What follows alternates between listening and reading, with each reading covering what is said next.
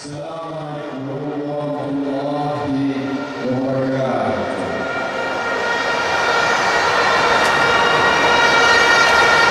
Ya Allah, Datuk Seri Semasa Niaga, Menteri Perdagangan Dalam Negeri, Koperasi dan Keperluan. Yang berhormat Datuk Tan Len Ho dan Yang Berhormat Datuk Hajar Rohani, Timbalan Negeri.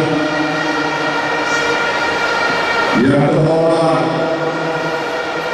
Bapak Wayan Riba, Dalam Menteri Koperasi Indonesia. Yang berbahagia Datuk Saifuddin bin Qassim, Ketua Siasat Kementerian. Yang berbahagia Datuk Yusuf Lusi Zaki, Suruhanjaya Koperasi Malaysia. Yang berbahagia Dasri Sawarci Usi Bank Rakyat. Seterusnya Presiden dan Wakil-Wakil Koperasi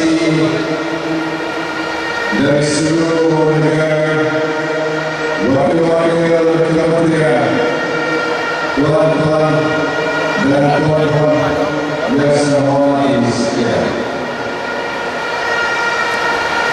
Alhamdulillah, dengan izin Allah juga, maka pada malam ini kita dapat menyambut Hari Koperasi Negara 2012. Saya dipahamkan perayaan sambutan pada tahun ini merupakan sambutan tahun ke-11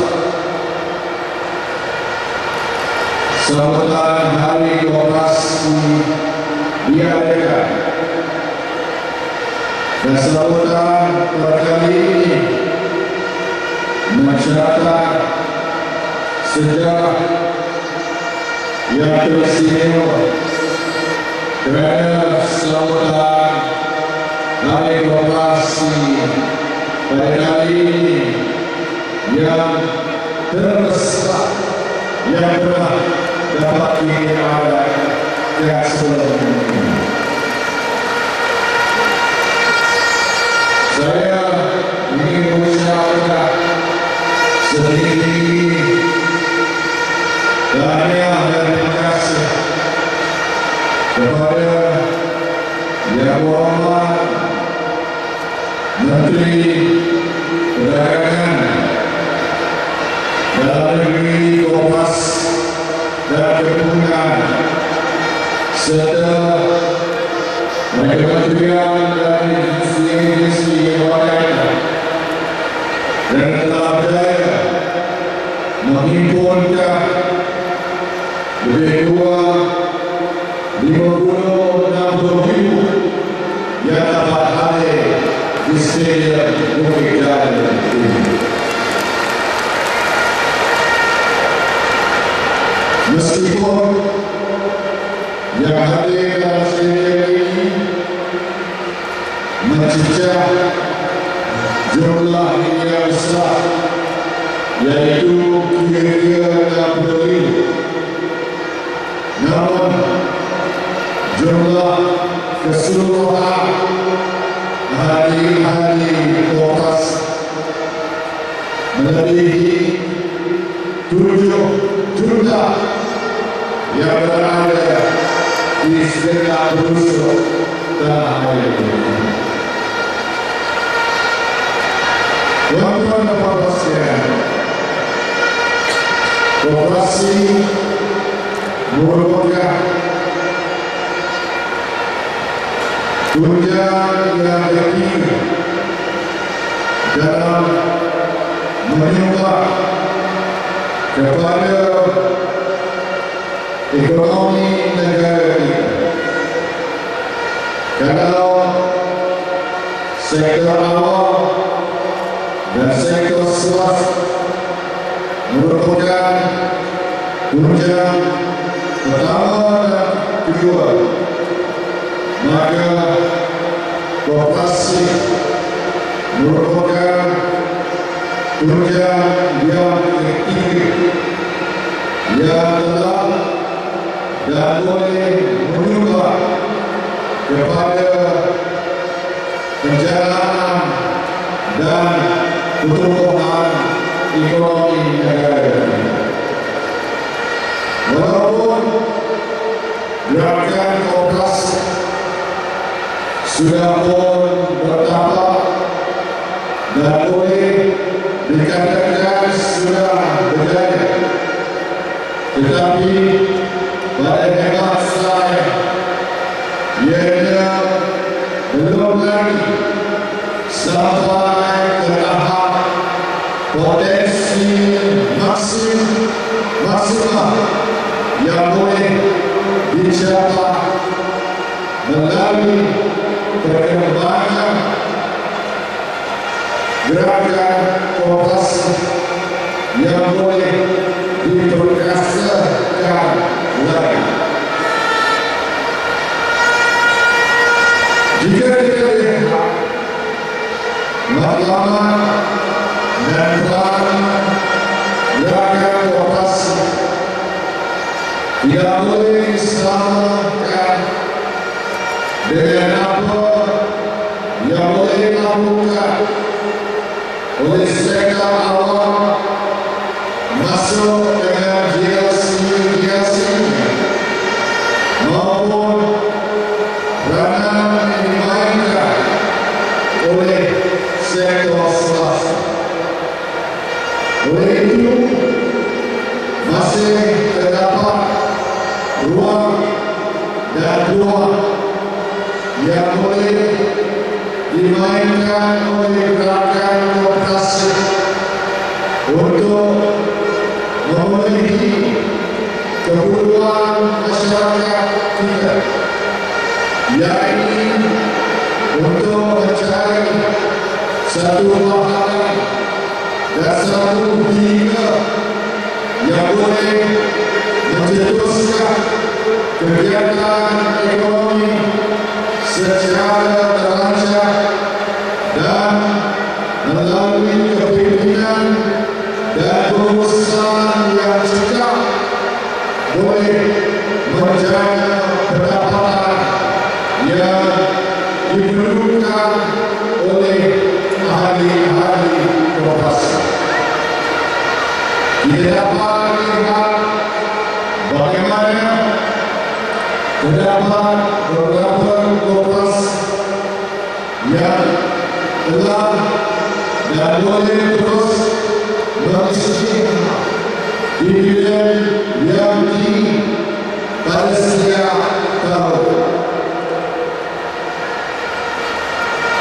Matlamat gerakan koperasi bukanlah semata-mata untuk mencari keuntungan, tetapi boleh menjaga kegiatan-kegiatan yang boleh memberi faedah secara langsung dan tidak langsung kepada ahli-ahlinya dan pada mereka yang diberi peluang pekerjaan dan perniagaan dengan koperasi-koperasi tertentu.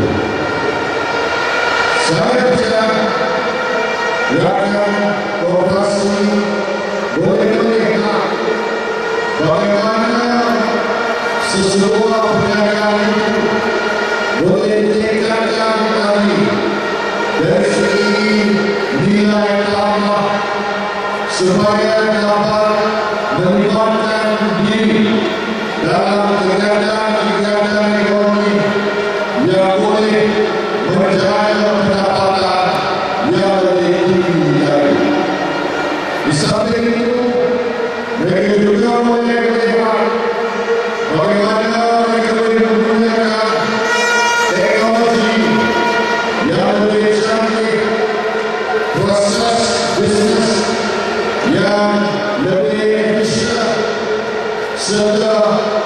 bagaimana boleh mereka bukan saja menjadi jago dalam negeri, tetapi boleh dilonjakkan ke peringkat serantau dan ke peringkat antarabangsa.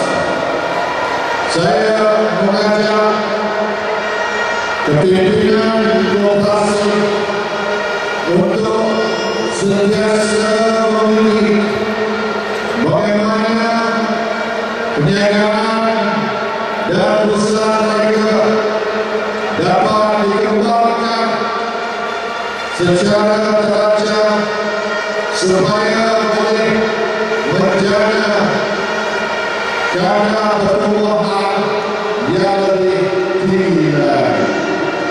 Tuan-tuan dan puan-puan sekalian, saya juga ingin menyarankan supaya koperasi-koperasi yang kecil dapat digabungkan untuk menjaga saiz yang lebih besar. Kalau mereka ini menjejas saiz yang besar, maka mereka boleh menikmati ekonomi sosial yang boleh memberi mereka pendapatan yang lebih serta daya saing yang lebih hebat lagi. Tuan-tuan dan puan-puan sekalian, saya juga sedar bahawa koperasi-koperasi boleh menyediakan pekerjaan kepada rakyat Malaysia, boleh memberi pinjaman kredit dan juga boleh memberi peluang perniagaan kepada mereka yang terlibat.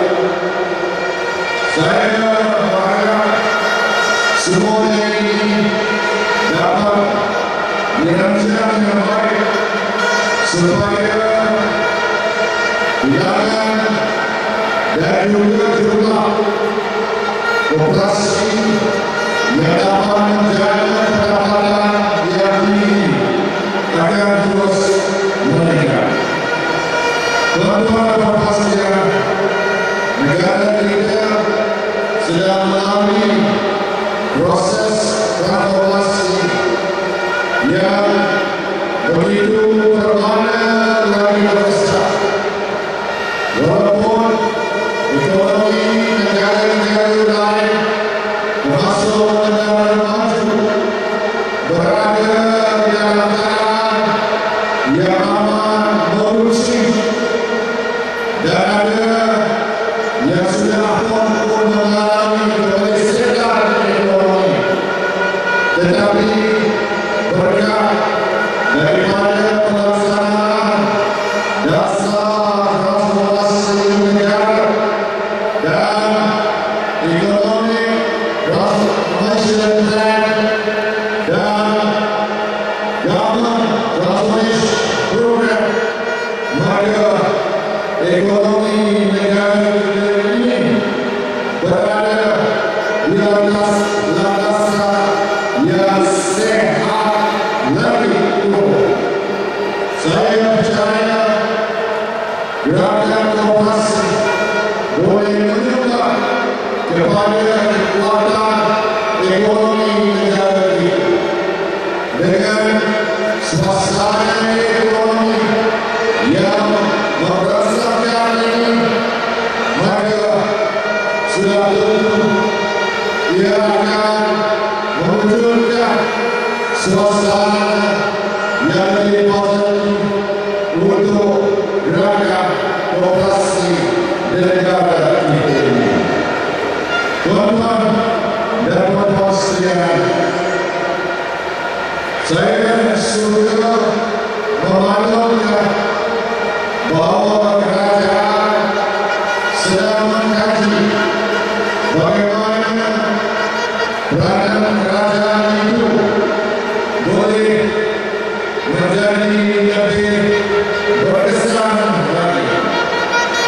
salah satu daripada caranya yang akan dibuat oleh kerajaan ialah untuk memisahkan peranan Kawasan yang dilakukan oleh Suruhanjaya Koperasi Malaysia dan peranan untuk membangunkan koperasi yang ada di negara kita ini.